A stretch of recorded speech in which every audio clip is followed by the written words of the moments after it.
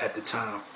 And then I think Whoo Kid played it on one of his mixtapes or whatever, and they didn't like that, so they kidnapped him for playing that record. Where they grab him, man? I think it was the Bronx somewhere. They set him up nice or something. He actually talks about this on the internet. Whoo Kid? Yeah, DJ Whoo Kid, about getting kidnapped or whatever. And so it was Terror Squad? Terror Squad. Punish me, but it don't stop. Watch the pun get wicked when I stick it, even look be like, don't stop getting it. Fat Joe and Big Pun. I didn't tell my manager. I DJ with Flex at this club in Queens. Somebody tricked me into meeting them in Harlem, but it was actually Pun that was on the phone. But I thought he was a promoter. I was wondering why he was breathing crazy or whatever. Weeks before, there was a diss record that Sauce Money put out, because I think Jay-Z and Pun had beef in the club, and I think they hit Jay-Z with a bottle or some shit. Jay-Z was sleeping, whatever, in the back. So Jay-Z never responded, but Sauce Money responded. But I think I had the only record at that time dissing Pun like really bad, like talking about killing Pun, family members, all kinds of stupid shit. But I was the only DJ who had it. So I guess Fat Joe called Beat Street at that time, which is shut down in Brooklyn. And Beat Street, told Fat Joe, yo, there's a mixtape, this Whoo Kid guy, this shit sound like hotcakes. This is a song I hit dissing Pun. So now Pun calls me again to meet him in Harlem. And here I am thinking I'm talking to the promoter. So I get to Harlem to meet in front of the Apollo to get $1,000. And at that time, $1,000 is a lot of money. I never saw $1,000. I told him, don't call my manager. I'm gonna come pick up the $1,000. So when I get there, I didn't see anybody there yet. I thought it was some bullshit, like it was some fake shit. So I get back on the payphone. I went across the street, went on the payphone, and I called Pun again. But I thought it was the promoter. So I started yelling. I used to yell at the promoters all the time. Like, what the fuck, man? Fuck out! You better fucking hurry the fuck up. So Pun is like, yo, who the hell is this Whoo Kid guy? Like, he just cursed me the fuck out. Like, so they got guns, cars, all kinds of stupid shit. So they come into Harlem. I'm waiting, and I finally see a Benz come up with a Spanish kid in it. So I was like, whoo! Me and my boys was like, yo, Shay, we're gonna get this G, yo. You know what I'm saying? Like, we were like, whoo, we're gonna get this $1,000, yo. Like, I never got $1,000 before. Never. So the dude got out the car. He was like, ooh, kid. I was like, yo, that's me, kid. Yo, I'm right here. So I get out. I get the fuck out, right? So I go to him. He's like, yo, we're on 136th Street. Behind, I don't know what street, but it was like a dead-end circle, like in the project. They got the circle. He's like, just follow me, kid. We're gonna go speak to Flex. We're gonna chop it up. Flex is in the car waiting for you. So I was like, ooh, we're gonna go chop it up with Flex too, yo. And then the way they had it set up, yo, it was the perfect setup because it was a circle. The two big projects, three buildings, two on the side, one in the middle, and it's a circle. The van was in the middle, and the van was a hooked up van. The van had rims, had fire on it.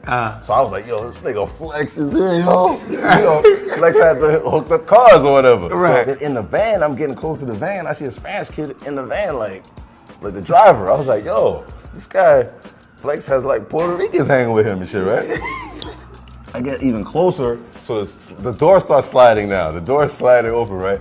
So I'm like, yo, I'm looking, it's still dark in there, but I see like a big image in there, right? A big image? So I'm like, yo, Flex game mad weight. Is that Big Cap?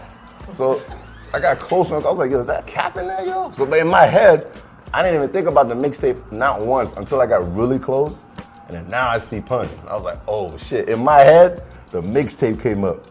I was like, oh, I'm about to fucking, so I was like, the way they had it set up, the van was to the side, so I was blocked. So my loser friends was in the car like dancing or whatever. I tried, do the bogey shit. I put my hand out, yo, what up, kid? Because I thought maybe this is really, they would have booked me. In my head, I was like, maybe they do want to book me, you know what I'm saying?